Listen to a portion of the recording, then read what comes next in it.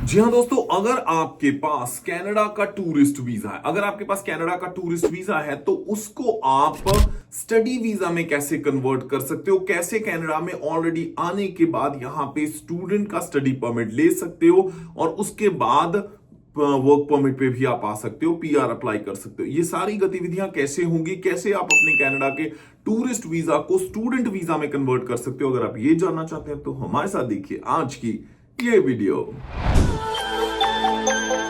Check, check, Johnny Hans.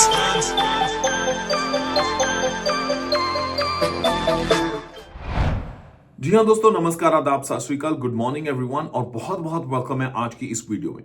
इस video में मैं बात करने वाला हूं कि किस तरह आप कनाडा में अगर हैं तो अपना जो टूरिस्ट वीजा है उसको स्टडी वीजा में कन्वर्ट कर सकते हो। There are high possibilities.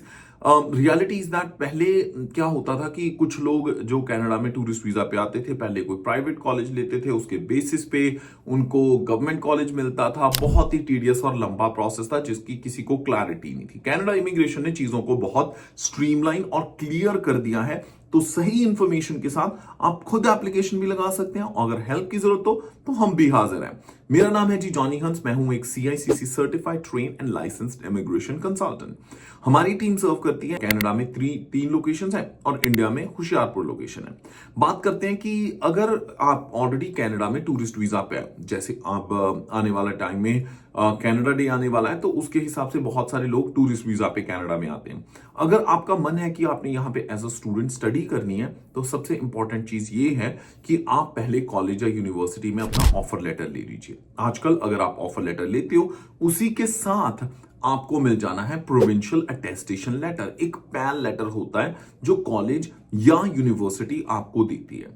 एक इंपॉर्टेंट चीज है कि अगर आपने अपना स्टडी वीजा अप्लाई किया या स्टडी परमिट अप्लाई किया और वो रिफ्यूज हो गया, तो आप सेम पैल लेटर जो है वो दोबारा यूज कर सकते हैं। इस चीज की क्लैरिटी ऑलरेडी कनाडा इमिग्रेशन ने दे रखी है। तो अब आपके लिए कुछ फॉर्म्स होते हैं जो स्टूडेंट वीजा के टाइम पे लगते हैं या स्टडी परमिट एप्लीकेशन के टाइम पे आपको वो फॉर्म फिल करने होते हैं। आपके पास आपका आईएलटीएस स्कोर चाहिए, या फिर आईएलटीएस, या फिर आपके पास पीटीई, या फिर आपके पास सेल्फ पिप।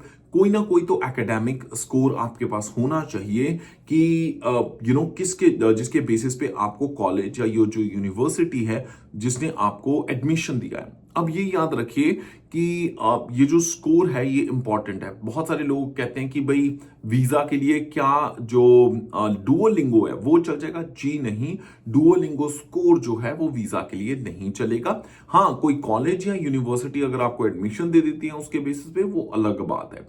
बट हाँ, अगर इमिग्रेशन के पर्सपेक्टिव से पीटीई, उसके साथ साथ सेल्फ पिप और आईएलटीएस, ये तीन चीजें एकेडमिक के केस में एक्सेप्टेबल है। उसके बाद जब आपकी एडमिशन हो गई, आपको फीस देनी पड़ती है। जैसे इंडिया में पूरे 1 साल की फीस देनी पड़ती है, यहाँ पे 1 साल की फीस देने की जरूरत नहीं है। आप 1 सेमेस्टर की फीस देके भी अपनी स्टडी की जो स्टडी परमिट एप्लीकेशन है वो लगा सकते हो। दूसरी इंपॉर्टेंट चीज जो मैं आगे जाके बताऊंगा कि जो इंडिया में लगती ही लगती है या फिर जरूरी होती है, पर यहाँ पे बिल्कुल जरूरी नहीं है, वो है जीआईसी। तो अगर आपके पास जीआईसी नहीं है 10,000 या 20,000, दैट्स ओके।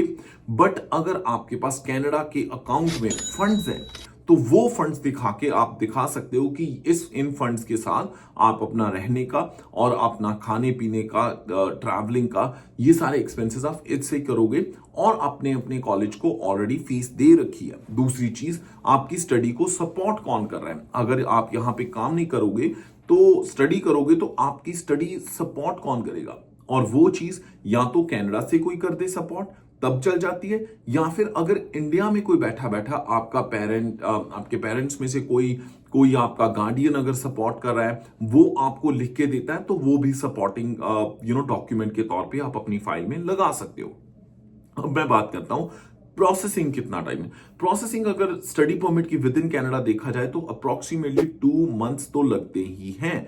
तो मान लीजिए अगर आप अपने सितंबर में जाना है, तो अगस्त में नहीं आप एप्लीकेशन लगाने की सोचेंगे, उससे पहले जून में ही लगा दीजिए, ताकि 2 महीने आराम से आपके पास हो कनाडा इमिग्रेशन के पास इस जो फाइल है इसको प्रोसेस करने के लिए। फिर से एक प्रो टिप दे दूं कि अगर आपको वर्क परमिट भी बाद में लेना है और पीआर भी लेनी है, तो ट्रेड्स के प्रोग्राम चूज कीजिए या वो 900 प्रोग्राम्स की लिस्ट जो कनाडा इमिग्रेशन ने इशू की हुई है जिनमें वर्क परमिट मिलता है, उस लिस्ट में से प्रोग्राम चूज कर लीजिए। बट हो सके हेल्थ केयर, टेक्नोलॉजी, ट्रेड्स, इनमें से कुछ ना कुछ चूज कीजिए जिससे आपका जो फ्यूचर है कनाडा में वो अच्छा हो सके। ऐसी बहुत सारी जॉब्स हैं जहां पे अभी भी अच्छे वर्कर्स अवेलेबल नहीं है, ऐसी बहुत सारी जॉब्स हैं। बट हाँ, एक और इंपॉर्टेंट चीज, अगर आप पढ़ाई के साथ साथ फ्रेंच कर लेते हो, वो भी घर पे बैठे बैठे ऑनलाइन आराम से 1 घंटा अगर आप पढ़ते हो रोज, तो कुछ ही महीनों में आप बाइलिंगुअल हो जाओगे। इसका मतलब आपके वर्क परमिट, आपके पीआर में कभी कोई दिक्कत नहीं आती, क्योंकि फ्रैंकोफोन कम्युनिकेशन को गवर्नमेंट ऑफ कनाडा बहुत ही बड़े लेवल पे सपोर्ट कर रही है। तो अगर आपको और भी कोई क्वेश्चंस हैं इमिग्रेशन से रिलेटेड, स्टूडेंट वीजा से रिलेटेड, तो झिझकिए मत। वीडियो के डिस्क्रिप्शन में हमारी सारी कॉन्टैक्ट डिटेल्स हैं। आने वाले टाइम में हमारा फ्री न्यूज़लेटर के लिए भी आप सब्सक्राइब कर सकते हो। अगर क्वेश्चन क्वेरीज हो, कभी भी आप हमें कॉन्टैक्ट कर लीजिए। अगर वीडियो अच्छी लगी तो लाइक करना मत भूलिएगा, और उसके साथ साथ आई होप इस वीडियो ने हेल्प की होगी, और हमें कॉन्टैक्ट बेझिझक आप कभी भी कर सकते हो। apply@checkcheckservices.com या फिर apply@studybuddycanada.com। इसी के साथ मैं जॉनी हंस फिलहाल लेना इजाजत। हंसदे मुस्कुराते रहो। रब रख। Check, check, Johnny Hans.